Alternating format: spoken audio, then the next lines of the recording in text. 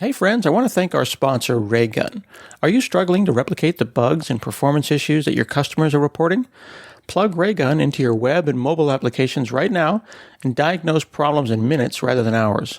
Kiss goodbye having to dig through log files and relying on frustrated users to report issues.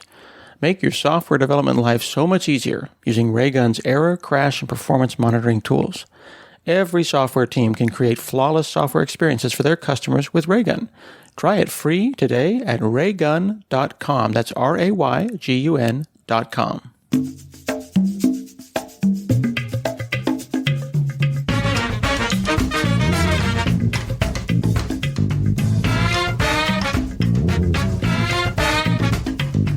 Hi, this is Scott Hanselman. This is another episode of Hansel Minutes, and today I'm talking with Dr. Aneika Simmons. She's a professor at Sam Houston State University and does work in teamwork and leadership and organizational behavior. How are you? I'm doing well. Good morning. Yeah, thanks for chatting with me today. You did a very well received talk at a conference called the Lead Dev Conference. Is this a conference for lead developers? Absolutely, yes. And you did this in conjunction with your husband, who is in tech. And I've actually had Anwan on the show years ago, so it's kind of fun to have the other side of the team here. And Anwan was telling me earlier that you all are in what we jokingly call a mixed marriage. Exactly. My wife and I are in a mixed marriage, but when we say mixed, we mean geeks and tech people and normal people.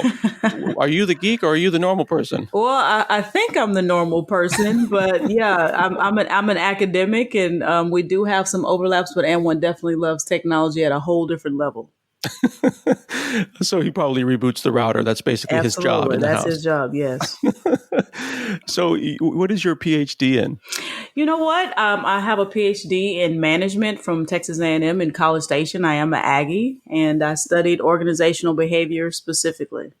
Interesting. So it's so fun for me as a techie when I think of I call them the hard skills, and we shouldn't say hard skills or soft skills, but code compiles and it either errors or it doesn't. And that's very, very measurable to me. And when I think about academics and management and leadership, it feels soft in the sense of humans are complicated and squishy, but there's real data behind human behavior, isn't there? Absolutely. I mean, yeah, and in some ways, people consider the things that we study in organizational behavior or organizational psychology are concepts that are abstract, but absolutely, we do studies, qualitative studies, quantitative studies, and we look for statistical significance that can definitely justify and show patterns and correlations in human behavior. Okay, so this means that this isn't just opinion. This isn't a bunch of people in academia not. up on a ivory tower saying, "Yeah, we pretty much figure people think like this." No, absolutely no. There's data to support these concepts and these theories that we're investigating for sure. Mm-hmm. And the talk that you all did was called "Managing the Burnout Burndown." Mm-hmm. Now, I know about burndown charts. I know that I can set up a schedule and I can set up a project and burn down to a moment. How are you applying burnout to burn down? Yeah, that's a really good question. So basically, as you said, I'm in a mixed marriage. And so when Anwan and I were talking about burnout and how we struggle to not get to that place, he started explaining to me about the burndown chart, like you just said. And basically, as we discussed it, we realized, oh my goodness, this really could be used as a framework for this type of phenomena that people are experiencing. And we can use it to kind of help explain some things that are very apparent in our culture today. Okay. So what is that framework? How do you think about tech burnout? Well, basically what happens is we have these charts, and I know Anwan always talks about there's this optimal line in this chart, and I may not be using the proper term, but he wants to always stay below that so he can make sure that he's on schedule, he's on time, he's on budget. And what happens is with burnout is that people focus on that, and it becomes overwhelming, and it's something that begins to seep into your life, and then it can overtake you and have a lot of negative consequences. Yeah. When I think about burn down charts in the context of a project, I think about landing an airplane. Okay. But when I think about burnout and I think about it in the context of a burn down chart, I think about maybe crashing the airplane if I don't maintain altitude. All right, right, absolutely. And what happens is, human beings, I mean, your biggest asset is your health, your personhood. And a lot of times we can get so engaged in the work that we're doing that we don't actually manage our person, who we are, our humanity, our health, our balance, our mind, and we can burn out and we can crash just like an airplane can. Yeah, and I think that to my point about how I kind of inappropriately called things hard skills and soft skills is that computer people and tech people, myself included, tend to depersonalize our personness and think that we are just compilers that happen to be, made of flesh and bone. And we're not computers. We simply can't behave like that. It doesn't scale. Absolutely. And it's interesting that you use the term depersonalization, because I am an academic. So just to make sure we're all on the same page, there are 3 dimensions of burnout, and one of them is emotional exhaustion. And when we talk about burnout, it's something that's chronic that you feel like you can't come out of. And the second component that relates to what you just said is depersonalization.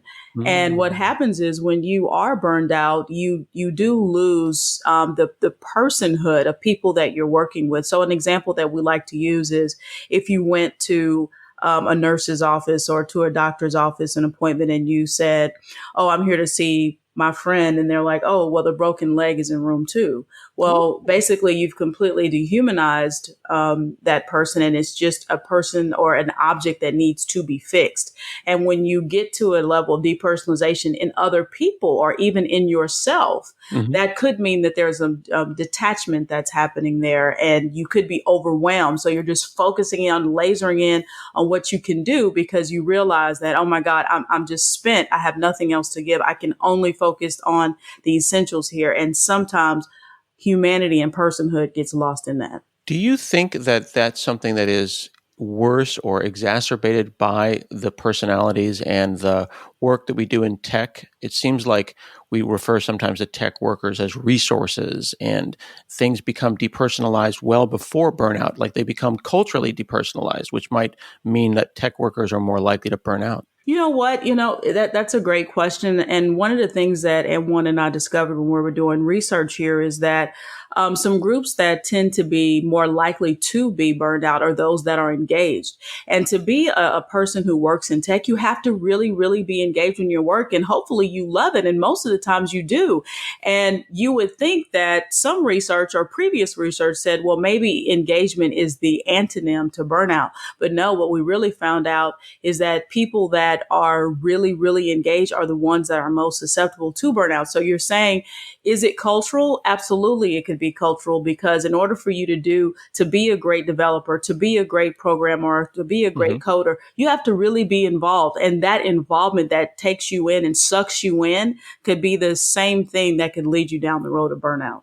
Oh, interesting. That is kind of it's funny how these things are counterintuitive. Like if I give too much, if I am too empathetic, that's in fact what I am doing. I'm giving a resource, a finite resource. So what is that? You say giving of yourself. There's no real word for one's emotional resource. Well, I mean, I think N1 mentioned to you that I also study creativity, and to be creative, there are 3 components. You have to have domain skills, you have to have creativity skills, and one of them is intrinsic motivation. So if you were to ask me, what is it that I'm giving? It's that intrinsic motivation, meaning that I'm not doing this for a reward. I'm not doing this for a promotion. I'm not doing this to impress anyone. I actually do love this. And that's a good thing. And when you think about it, I don't know if you love music or not, but I know I do. You know how a lot of times people say, oh man, that first album by that artist was excellent, but that second album, I don't know what happened. And what it happens is that when you're intrinsically motivated, you're not distracted about anything external to you. So that first album from artists, they just give their all, not caring about anything. But that second album, a lot of times now you have, your boss and your manager and the record company saying, oh, we got to do this. And you made 10 million here. Now we need to make 20 million there. Those external forces come in, and then that takes away from that laser focus and your ability to kind of hone in on what you love. So if you ask me, what is that intangible thing that can sometimes get out of control. Intrinsic motivation is a good thing, but if you take it too far and you can never disconnect or turn off, it can become something destructive in your life. That I really like that term. I am going to use that. That is exactly what it is. There is a tank of motivation. I think there's also been papers and some recent articles about the idea of willpower is a finite resource, and oftentimes people will say to either a depressed person or a person who has an issue that they're trying to work through, maybe they're trying to lose weight or get fit, and they say, well, just do it. Just do it, right? This is like one of the most iconic marketing terms of all time, just do it, which is really saying ignore that this is a finite resource and simply push through. That is a problematic statement. That is ignoring that the gas tank is on E, keep driving. Yeah, absolutely. And I think that one thing that we like to talk about is that to be successful, you do have to have balance. And one of those things is to interrogate reality. And if a lot of times we're so busy, I can just think about when I was getting my dissertation and I had to write the papers and I had deadlines and all this stuff going on. I didn't even realize if I had a headache, or I didn't realize if I was tired. I would look up and it would be midnight and all this time went by. Well, I loved what I was doing and I was completely engaged. But what was happening is I was losing touch with who I am, the core of who I am. And in some ways, I created my best work, but it also took a toll on my body as well. It's interesting that you bring up the idea that you were doing your best work, you were enjoying yourself, but you didn't notice that the tank was becoming depleted. I think that we think about burnout as something that people would notice, but you kind of just implied that it can sneak up on you. Absolutely. And I think that one of the solutions that Am1 and I like to talk about is that one of the ways that you can manage the burn down is relationships. So partners, and it could be a friend, it could be a spouse, it could be a team member. And I know for me, Am1 can tell my husband, Aneika, maybe we need to take a break here, or maybe we should go for a walk or something like that. So yes, because we are engaged people and we're highly capable, there is an opportunity for us to lose touch, and we may need others who care about us to kind of step in and provide some possible solutions or possible outlets for us to kind of disengage, kind of regroup, fill that tank back up, and then dive back in. Indeed, right. And not everyone necessarily has those close connections. Not everyone has a partner. So you have to ask yourself, look inside yourself and say, am I an introvert? Or am I an extrovert? Am I someone who where do I go for my energy? Is it video games? Is it a support group? Is it simply going outside and walking in the sunshine?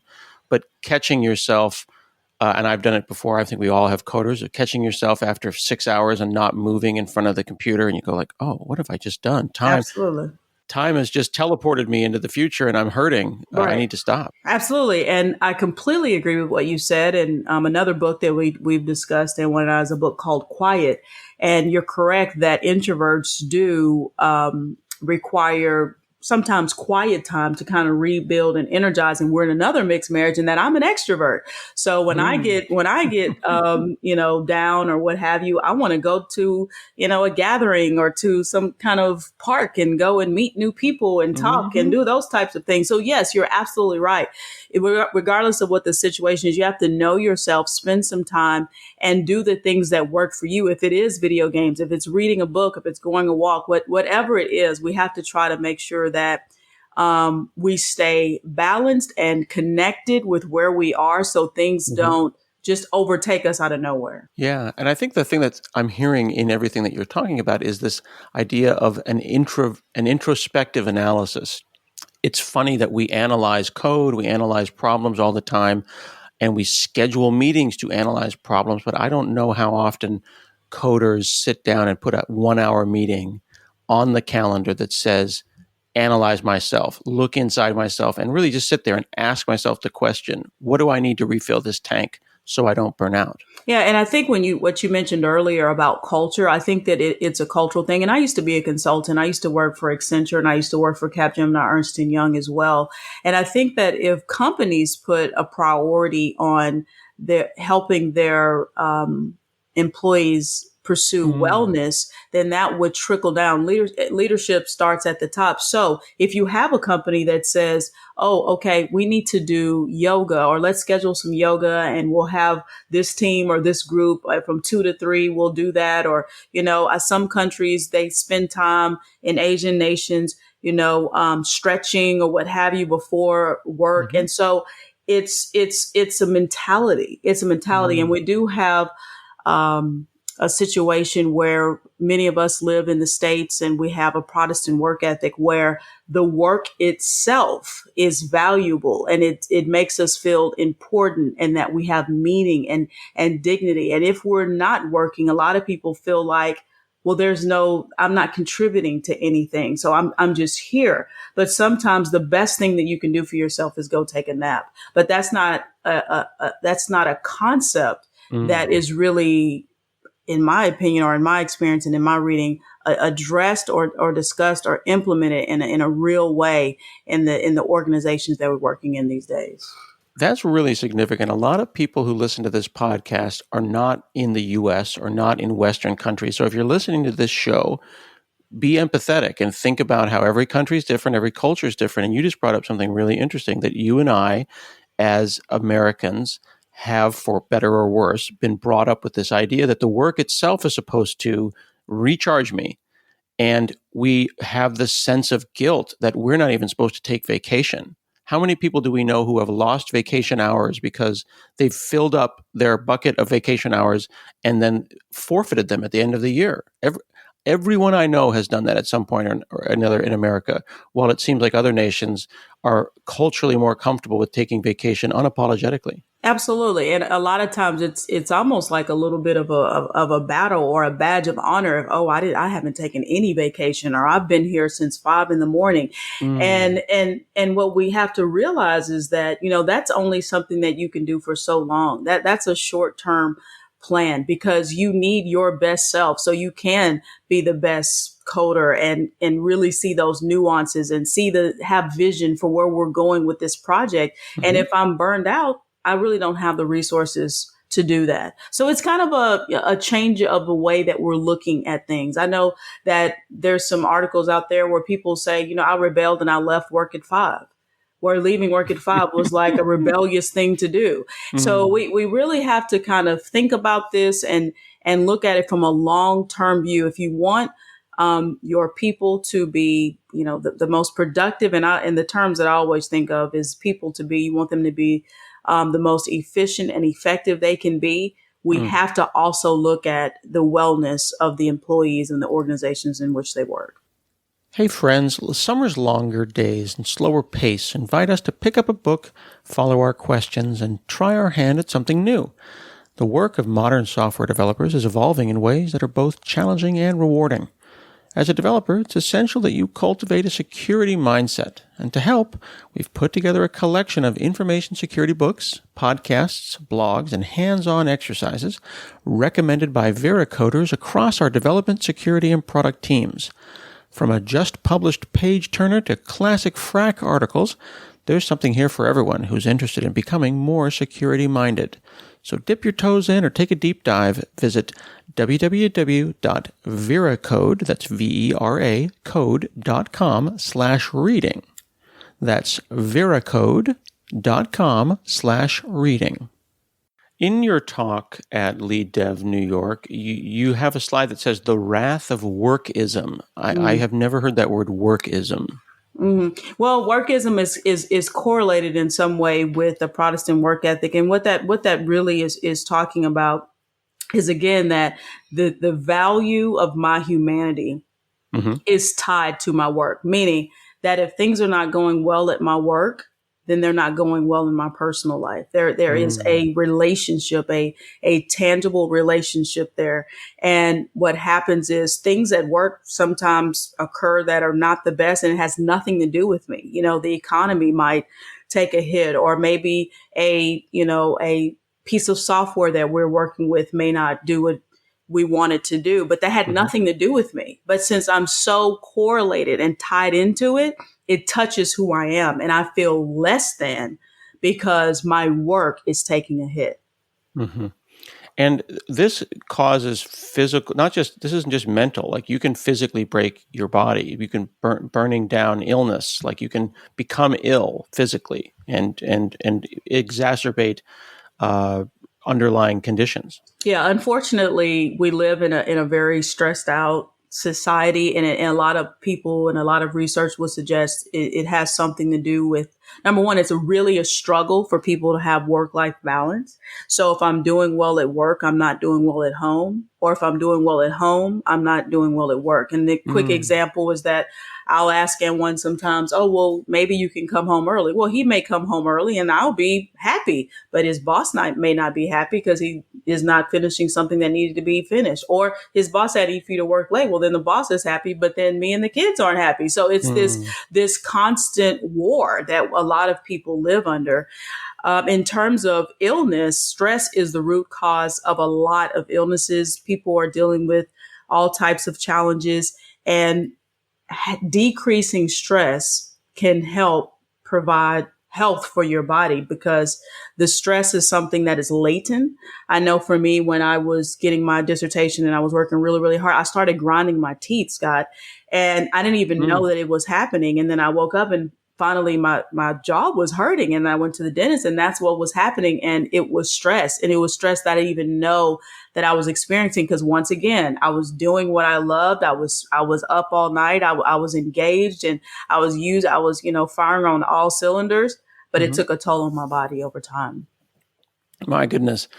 That sounds like there's also a leadership issue there, where a leader needs to be able to help their team with burnout, but they might be burned out themselves. So then it's a vicious cycle. Absolutely. And again, it's all about the tone. It's the tone. It's the tone at the top on, we value, we appreciate our people. We want people to live balanced lives. Or you could work somewhere where your bosses, all they care about is the work. And you're just like you talked about it at the very beginning. You're just a cod. You're just a piece in a manufacturing system here. Humanity is completely removed. So the tone, the culture is very powerful and plays a huge role in this situation. So when you're trying to make an effective team, an efficient team, and you're trying to inspire people and fuel them, where, I have found myself that a leader who can give a good pep talk from my boss can really get me going for a couple of months, which is amazing. Like a 20-minute conversation about what we're doing here at the organization can fuel me for a few months. And that's really significant. But at the same time, if a boss is like, hey, just take the weekend, whatever you need to do, that could also breed negative behaviors where, without using, I don't know if lazy is a bad word, but you could imply that the work doesn't matter at all. Therefore, people could start being abusive with a program of, there's unlimited vacation, take the time you need, just get the work done. How do you balance that, getting stuff done, with not burning out? Yeah, well, I also, have a PhD in human resources. They come together. And I would say the solution to that is how you bring people on. I mean, we want to bring on the best people, right? So we interview people, we fly people in, we make sure that there's a connection and really that there's a passion for what people are doing when you bring them on. And if you have people like that, I think you're going to be hard pressed to find people that want to, what do they say? The mice will play when the cat's away. I think there's a Theory X out there, and Theory X is really a leadership style that's command and control, and they kind of believe that way. But a Theory Y leadership approach is basically where I want to empower people. And I feel like people are creative and they're innovative and they want to do good work. So that comment will be taken completely different depending on the type of person that you hire. So what's the solution? You hire the best people, the people who will have the skills, that are engaged, that are passionate, and they will not want to take advantage of any situation where they feel like they're taking time off. They're really genuinely going to take that time off to refill that tank that we're talking about, and then continue to, dive back in and do the work that they need to do. So it sounds like the leader really needs to think about the behaviors that they are modeling as well. And if your boss looks and exudes burnout and stressed out, if they're sending emails to you at 2 a.m. on a Friday night, then they're not, it's one of those do as I say, not as I do type of situations. And the organization will notice that. Absolutely. Yeah, definitely we get our cues from the top. No doubt about it. Okay. So that implies that if you are But if you're being compassionate, you're not trying to say, I'm letting you off the hook or I'm being lazy as an organization. We are literally creating a psychologically safe place for the workers. Yeah, and there's a construct in organizational behavior that is entitled it's psychological safety, what you just said. And basically, if I work somewhere and things aren't going well and I feel concerned about communicating that is a sign that either there's not a good fit here or we need to have a conversation or something needs to happen to alter that, because I should be able to bring my full self to work and contribute and be a part of the team. That's really significant. And I know that sometimes, at least in the Western culture, we try to get around the idea of I want to have a psychologically safe workplace with this idea of the open door policy, which implies that anyone at any level can just wander into a boss's office and say, hey, I have a problem, which sounds great on its face, but itself can be a stressor because then you feel like you only got so many of those. I don't want to be high maintenance. It's like a get out of jail free card. Like, how many times can I really wander into the CEO's office? I don't email Satya at Microsoft every 20 minutes because, we're out of free soda pop. So them saying I have a open door policy itself stresses me out. Right. Absolutely. I understand what you're saying. And what I hear you talking about is the fact that in many organizations, we have a hierarchy. So smaller organizations in terms of structure are flat. So if we were a startup, you may not feel that anxiety, or anyone may not feel the anxiety about going down to the boss's office. Just 5 of us here or 10 of us, what have you.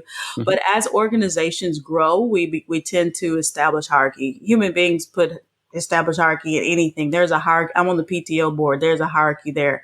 So the thing about that is when you do have an open door policy, we do self-assess and say, is this a meaningful thing to say or what have you? But what we have to do is decide, this is something that's key. This is something that I really need to discuss. Of course, we don't want to go in with little things here and there. But if there's something that is really touching you or something that's on your mind, I think that having that open door policy and utilizing it when you need it is an important thing. And your boss or your managers, many times they want to hear from you. I know for me, I go in and I talk to my chair when things are on my mind, and I don't bug him all the time. But if there's something going on, and generally when you have a healthy boss or a healthy relationship, they're pleased to see you and they want to hear what you have to say. Mm-hmm. All right. Well, let me ask a hard question then, because I think this is one that everyone's thinking, but no one actually wants to say out loud. Okay. When is it appropriate to quit to get away from burnout? That is really a real question because, life is short, in my opinion, if you ask me. And I believe that if you should do what you love and the money will follow. That's another one of my philosophies. And the thing about it is I understand we have mortgages and we have bills and we do have to live. But after you've tried to develop your internal network, after you've spent time making sure that you're building relationships and going to, different events in your area, in your field of study, you've tried to have yoga on campus, you've read books, you've meditated, you've done all these things and you're still stressed out. You're still not sleeping well. You're still grinding your teeth or what have you. Sometimes you do have to pull yourself out of a situation. Hopefully after, saving some money and really having some nice fillers out there. But there is a point, if you ask me, there is a point where my health, because to me, health is wealth. And if my health is taking such a strong hit, then there may be an opportunity or a time for me to maybe do something different than what I'm currently doing if it's becoming too much. But again, organizations should want their people to be healthy because a healthy employee is going to be doing healthy work. They're going to be, providing healthy code. They're going to be a healthy team member. So it's not a negative thing. So it's that reframing of work and wellness and balance that we need to be having a discussion about in organizations. Indeed. And it seems like if a good reason to leave would be if that is not respected as a value, if humans themselves and their humanity is not respected as an organization, then if you are not enabled to fix that because you're not at the top, that's a good reason to pull the ripcord. Absolutely. Yeah. Changing your working environment, I think, can be really overwhelming for someone. And not everyone has that luxury. Not everyone has that privilege to be able to go and quit. That can be a very, very stressful time. Absolutely. No doubt about it. So I'm hearing that you shouldn't be too hard on yourself. it is not like burning out is not a personal failing, though. Like everyone burns out. This is not a thing where you just take a nap and everything's fine. You really have to look inside yourself. Yeah, again, I know I'm giving a lot of my little statements here, but I allow myself to be human. That's the thing. And if I am feeling tired, I'm tired. And if I feel like I'm giving my all, I've given my all. And I know that. And I can't let anyone make me feel small or that I am not, a respected person because I need to take a nap or take a vacation or, have a break or what have you. So yes, we want to allow ourselves to be human and really build that relationship with your boss as much as you can or with your team as much as you can so that they can see you as a person and not just a, output or, a contributor, but an actual human being behind the work. I think that's really important. Yeah, that one has been interesting. I've watched people on different teams, at least at Microsoft and IBM and big companies that I've worked with, where some folks come to work, like you said, extroverts go out to get their energy. They come to work and they get energy from genuine work friendships, while other people say, I didn't come to work to make friendships.